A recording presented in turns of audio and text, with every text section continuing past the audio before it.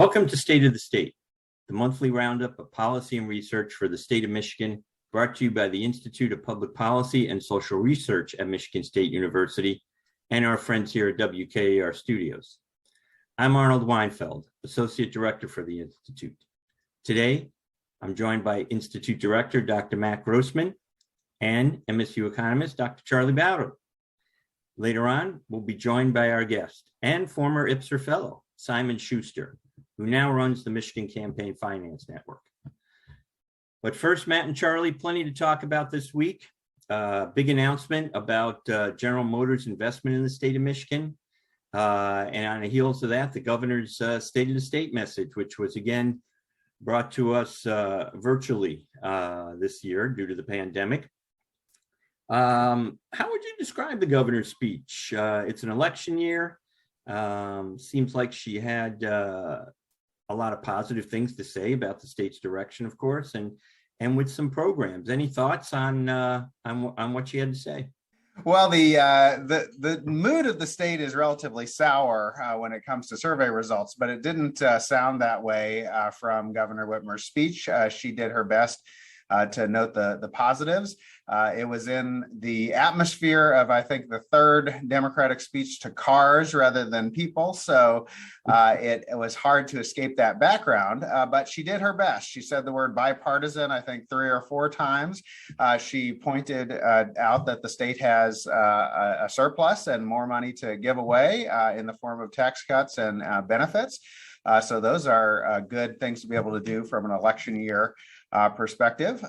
It does have obviously not just the announcement this week, but a recent record of working with the legislature to actually pass things that she was able to tout. Charlie, let's talk about some of those proposals. You're an economist. Lots of tax cuts floating around right now. Yes, and I disclaimer. Governor Whitmer represented me in the state legislature for 14 years, and I know her personally, and am generally supportive. And there was a lot that I like in the speech and in the policy environment that we find ourselves in right now. The emphasis on more help for those with mental health challenges. I think that's something that all across the country we're long overdue. And more education funding, which I hope will at least partially cut back into the losses of education that many of our children have suffered during the COVID years. I'm also, on this program, many times I've made statements about how the affluent in Michigan have done very well in the last 40 years, the middle class and poor Michiganders not so well. So I'm happy about the proposal to reinstate the earned income tax credit. The one that I didn't like is one that would actually put more money in my pocket, but I don't feel like I need it, and that's repealing the pension tax. Before we started taxing some retirement income 11 years ago, 95% of Michigan seniors paid no income tax, and on net, because of some credits, Michigan seniors paid less than nothing. Now, after the changes of 11 years ago, Michigan seniors pay a little bit. It is still true that affluent retirees, in many cases, pay way less than working people who are making only half as much or a third as much. And so that's one that doesn't make a whole lot of sense to me, although I understand the political, that it may be politically popular. But as y'all know, I'm kind of on the cusp of retirement, and I don't believe that my obligations to the state will stop when I retire. So that's the one that I don't like, but much to like in terms of the education funding and a lot of other things. And, the GM announcement is good news. When we talk about tax cuts too, obviously the Democratic governor and the Republican legislature have vastly different ideas about which taxes to cut. I believe the day of the speech, the Republican Senate committee, state Senate committee, moved out a cut to the corporate income tax and the personal income tax. And I think I heard one of the Senate Republican leaders say that, we have to be careful about, further improvements to the EITC or other such programs because they have long-term implications, as if to say that cutting the corporate income tax or the personal income tax has no long-term implications. Those proposals for cutting the personal income tax would lose a lot more revenue than some of the things that the governor is on board with. And so I agree. We're in a temporary moment after decades of very tight budgets. We're in a moment where, because of federal injections of money, the budget is a little rosier. I don't think this is the time to give away huge amounts of revenue, because that'll really constrain us in the future. Well, as we move into budget discussions, now with the state of the state out of the way, budget to be announced on February 9th, the state has, between federal funding and its own budget surplus, $10 billion extra dollars to allocate. So there is certainly a bit more money floating around, and that's always a fun thing for the governor and legislators. Of course, I recall when Governor Blanchard noted that legislators have a tendency to spend like drunken sailors. So we'll have to see how that all turns out. There was some consternation amongst public health officials that there was very little mention of COVID. The governor did not remind people to get a vaccine or mask up. I think the least she did was applaud our public health workers and frontline workers and the like. Anything to the fact that she shied away from COVID, Matt, politically? Well, the state is done trying to make adjustments in the face of COVID. The mobility data shows that we're back to pre-pandemic levels of mobility. The Governor Whitmer was clear that she wanted schools to be open. She didn't mention any proposed closures or restrictions or even emphasize personal risk aversion strategies. So she is playing to the change in the crowd. If we get to November and COVID does seem to be in the rearview mirror, then all of that will pay off because she'll sort of get credit for seeing us through without getting attacked for the continued imposition of any restrictions. But if it doesn't, then it is just going to look like we changed policy, even though conditions didn't change all that much. And she still is vulnerable. I know it seems like a long time ago for Democrats, but you can see in Boris Johnson in the UK that stuff that happened in 2016 still matters. So she is going to, in 2020 still matters. She's going to get attacked for not abiding by her own restrictions at the bar. She's going to get attacked for her husband making a call to get his boat out. And people don't like hypocrisy when it comes to these COVID restrictions. And Republicans are going to use that to their advantage. At the moment, you see she's doing pretty well in our surveys. People also expect her to be reelected that most people expect her to be reelected, both in the Policy Insider survey that we run and in the public survey that we run. National projections show her more vulnerable because Michigan is about 2 points to the Republican side of the national average, and Republicans are winning the generic House vote by 2 points as well.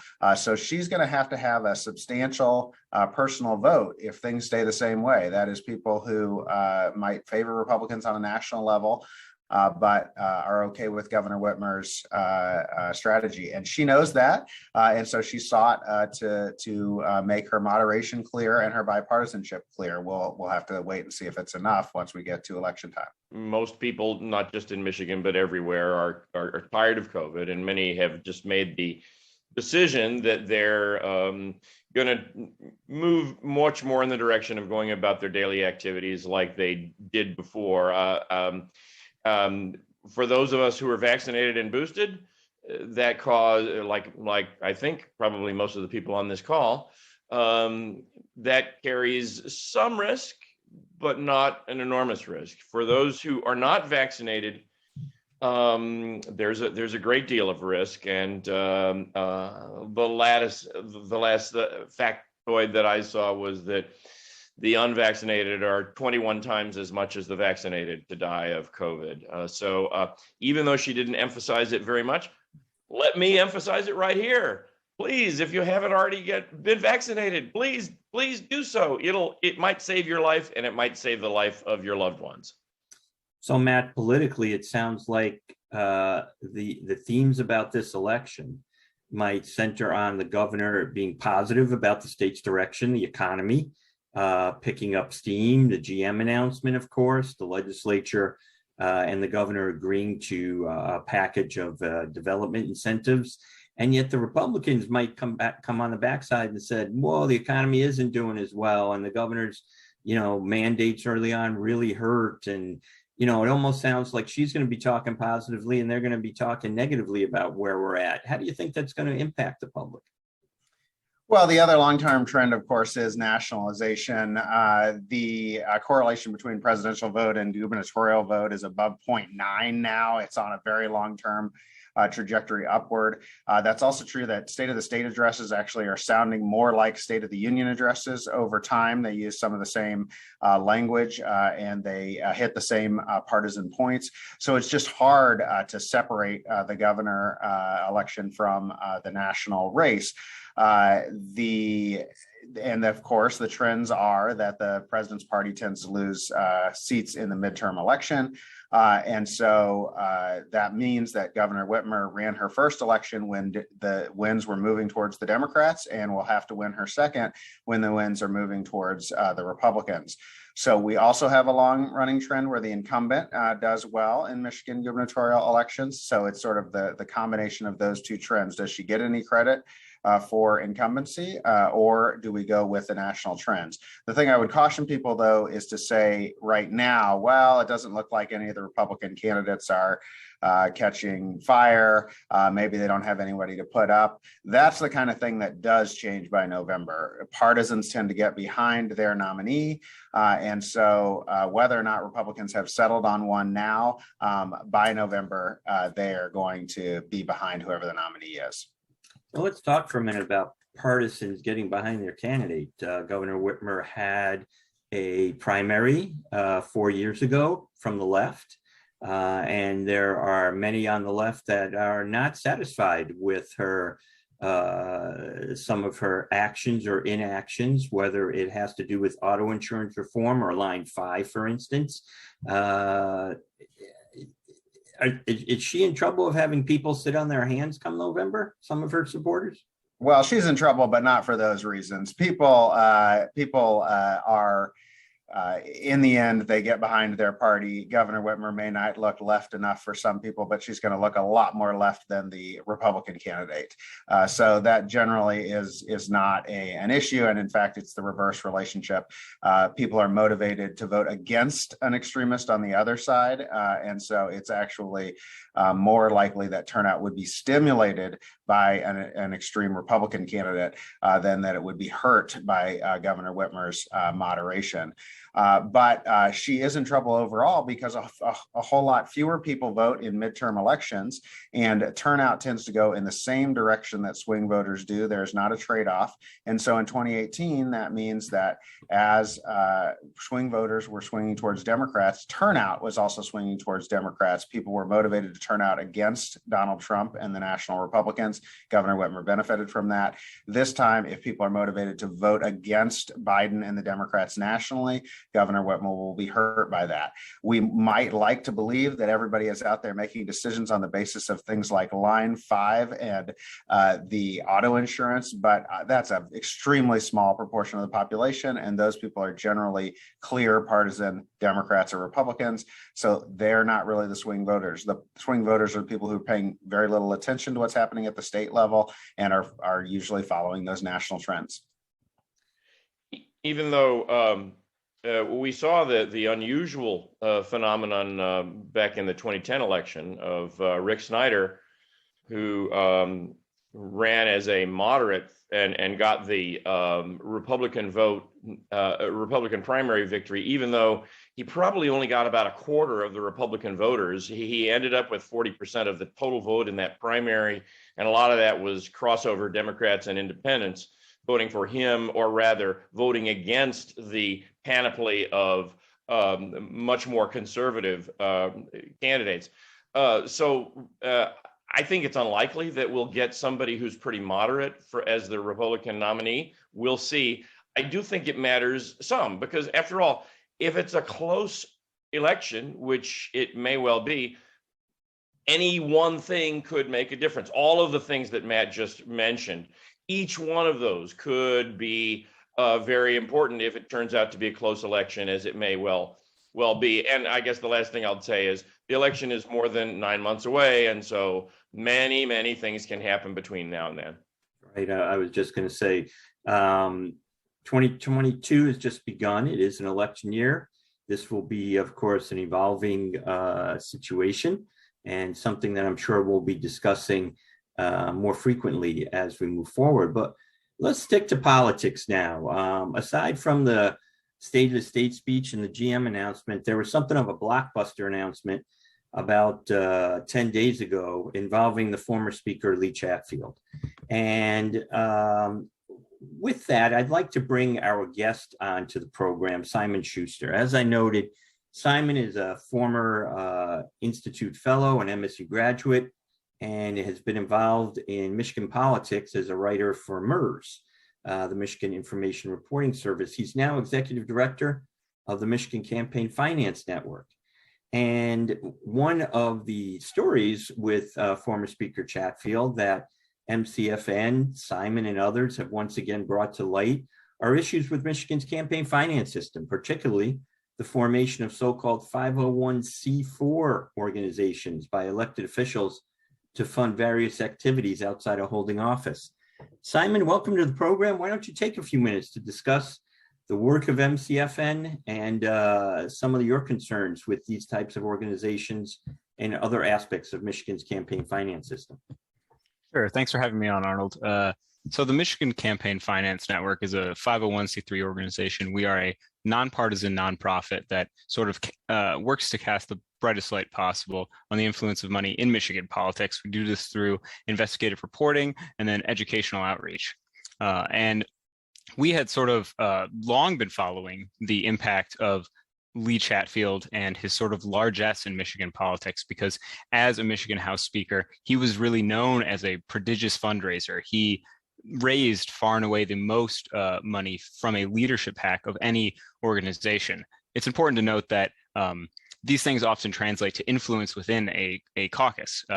These PACs that members of the legislature raise money for can contribute 10 times the amount that an individual can to a campaign committee. So Lee Chatfield was able to sort of raise millions of dollars, more than 5 million throughout his tenure, and then pass this around to his caucus. And it allowed him to accrue enormous influence and power within Lansing.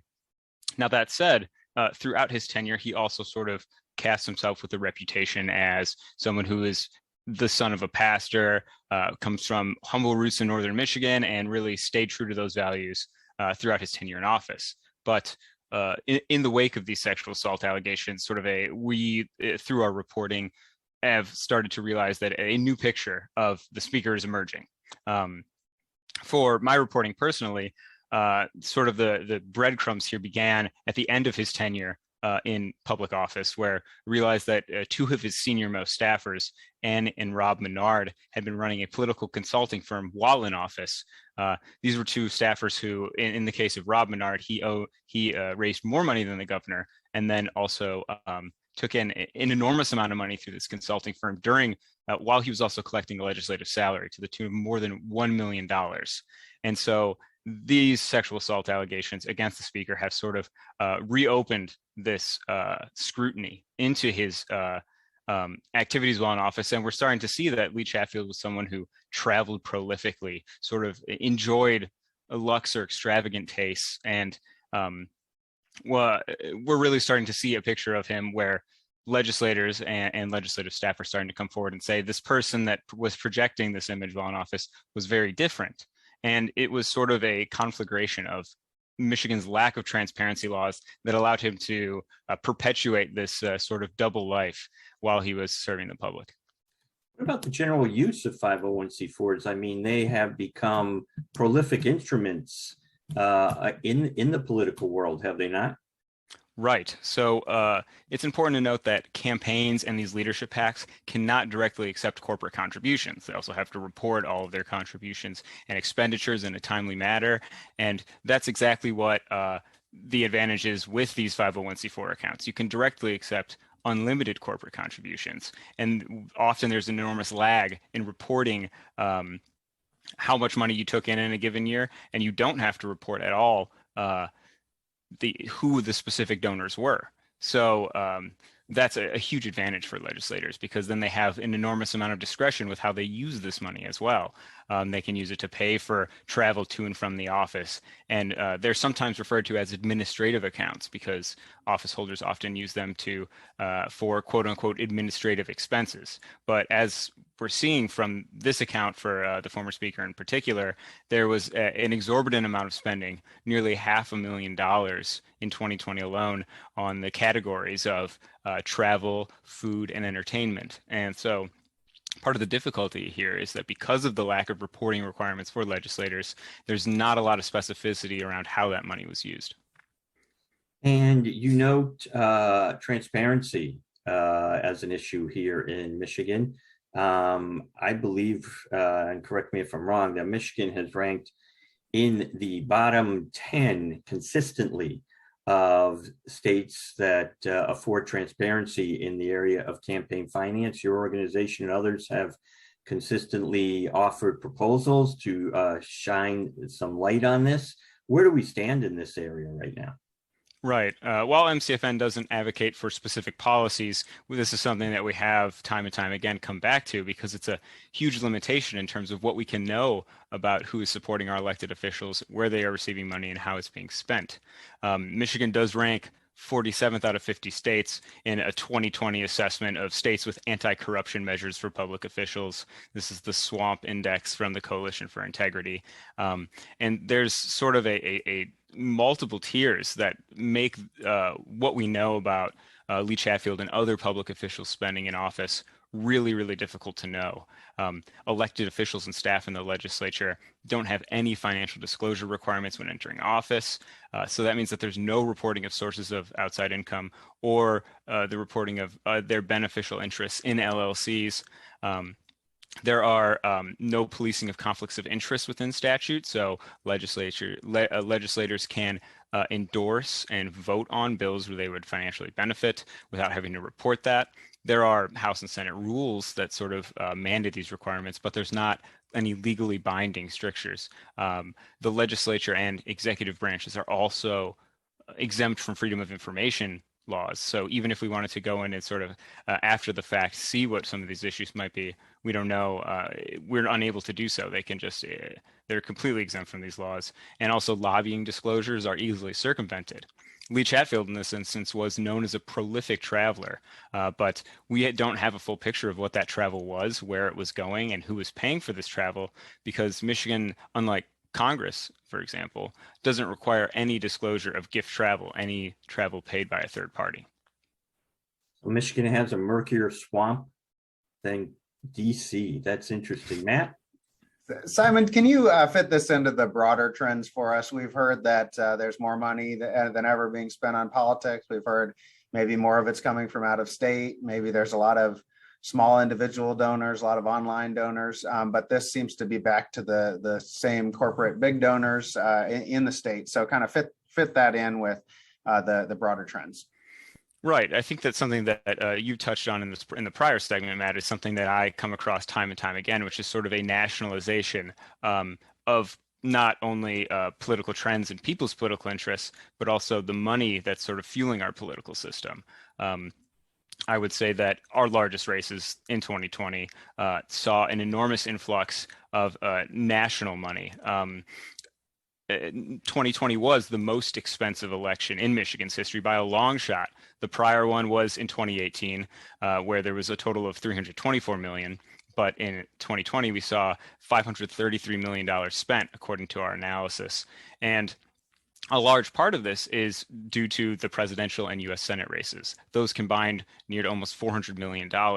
And it is not necessarily because national interests had a lot of stake in the people of Michigan's representation, but more so that the path to the presidency and the path to a Senate majority were seen as going through Michigan in these states. And so in these particular races, even in the U.S. House as well, where sort of national interests come across a race where they think that there's particular importance at a larger scale, that's when there is an enormous influx of money from outside spenders.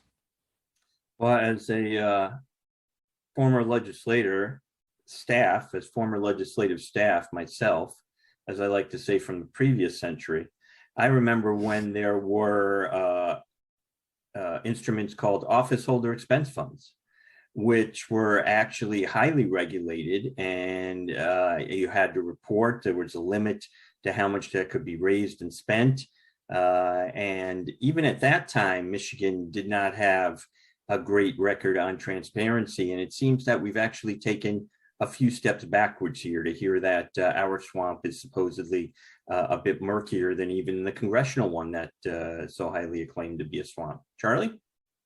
Simon, I want to thank you for the work that you're doing.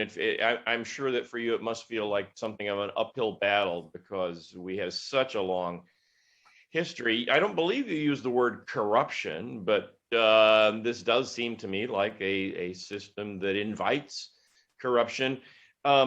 Is there any prospect that we'll ever get enough of the public riled up about this to actually put enough pressure on the political system to change this? Right. And so there are sort of individuals within the legislature who are interested in increasing transparency.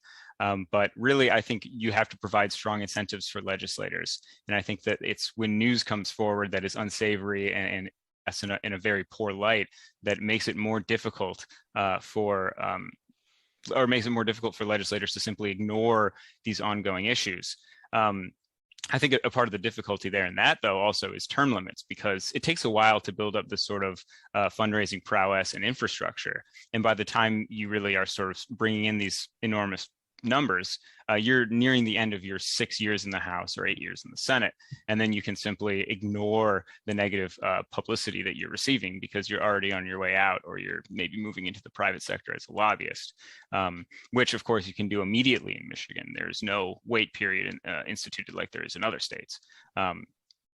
So I think in terms of movement toward transparency measures, really, I think the nationalization of our politics also makes this more difficult. There's not as much, and also with the deterioration of local media, there's not as much attention paid to statewide issues as there are at the national level.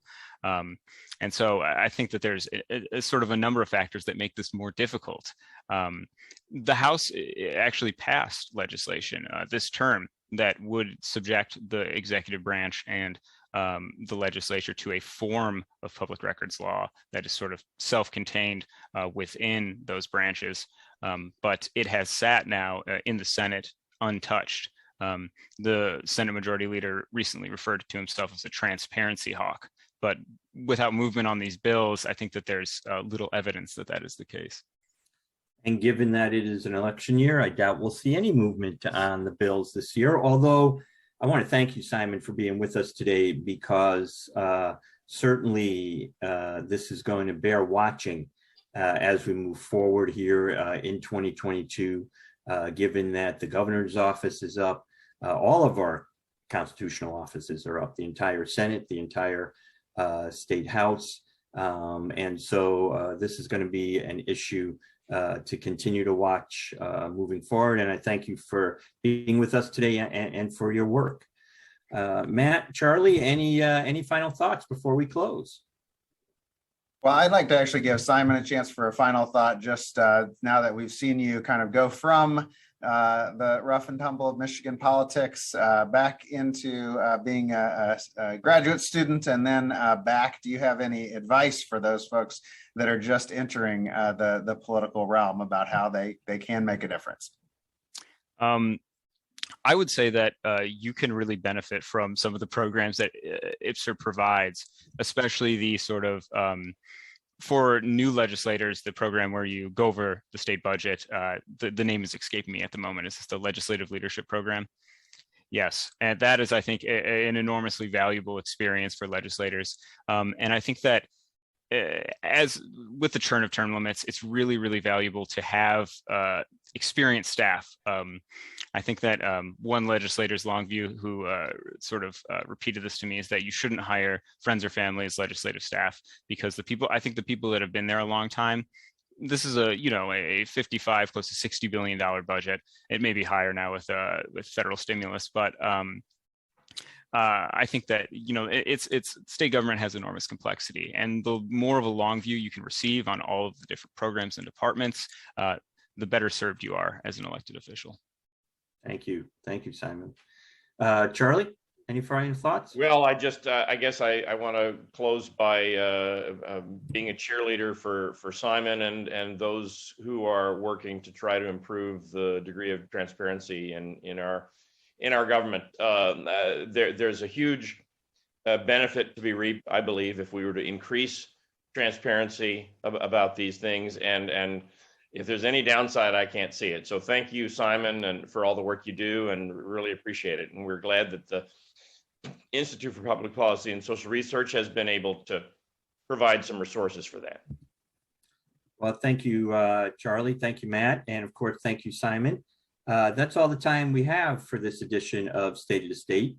My thanks again to Russ White and the staff at WKAR for their support of this program. Join us again next month on State of the State.